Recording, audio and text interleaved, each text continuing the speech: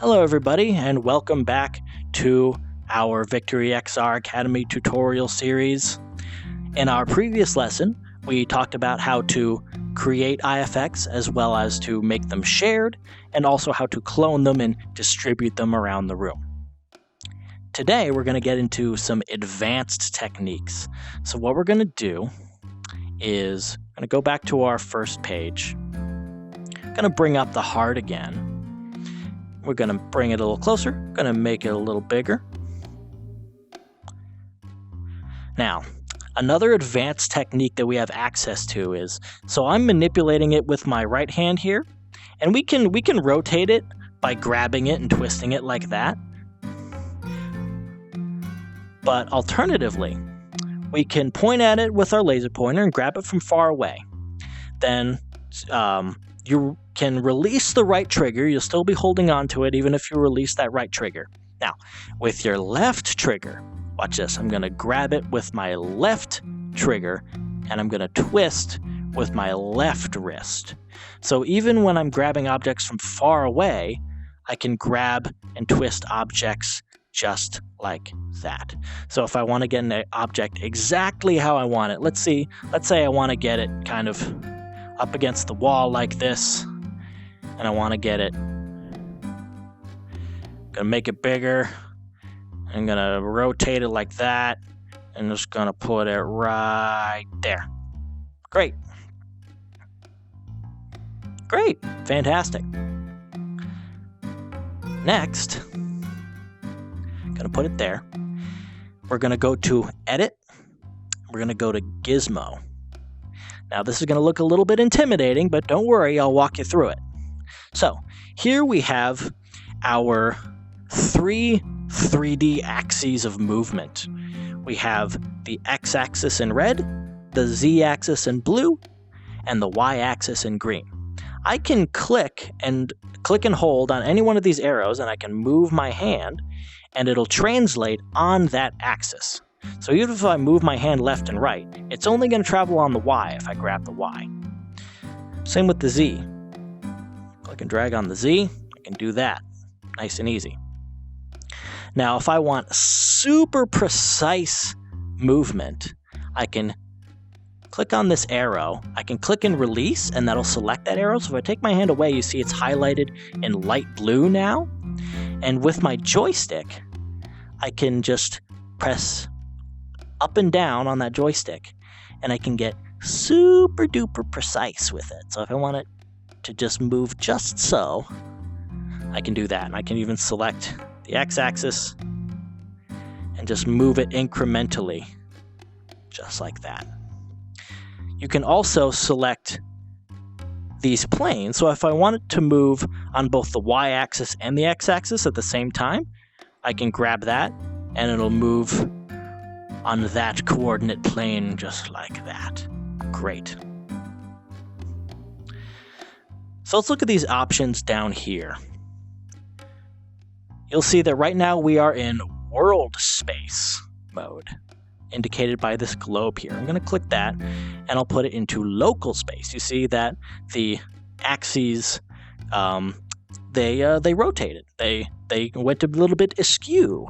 And the reason it did that is because the object is now displaying its axes of movement according to the object's rotation. Remember how we rotated it before?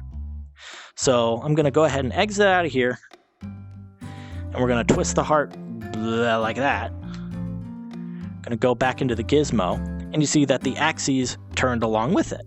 This is useful for if you want to move an object according to its own personal axis rather than the world axis.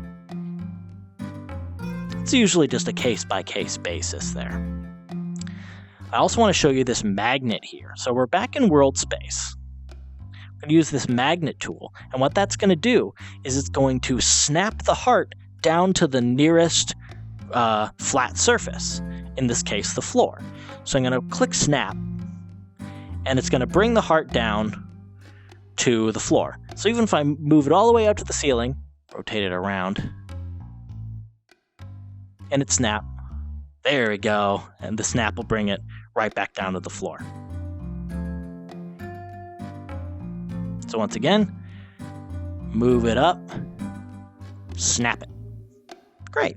So that's really useful for, say, making sure that an object is placed nice and squarely on the surface of a table, for example. So if you have a table in one of your classrooms, or you even bring in a table, you can bring in your object, use the snap tool, and that'll make it just snap right to the surface of the table, so you don't have to just move it with the joystick and make it super exact. You can just use the snap tool for that.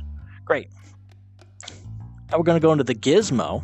Again, we're going to change the mode from translate to rotate. That changes your axes to these rings here. So here you've got the x-axis ring, the z-axis ring, and the y-axis ring. So I'm going to just click and release on the y-axis ring. I can click and drag, but you see that that's not always super reliable. So what I like to do is I like to click and release, and once again that'll highlight the selected ring in blue, and I'll use my joystick again to rotate it just so, and it'll only rotate on the y-axis. Now here's another nice trick. So I'm rotating on the y-axis, right? Now I'm going to use the snap tool. Now when you're in rotation mode, the snap tool will instead reset the heart's rotation to its original orientation. So when you first bring in the heart, it'll be rotated level to the ground like this. So there you go.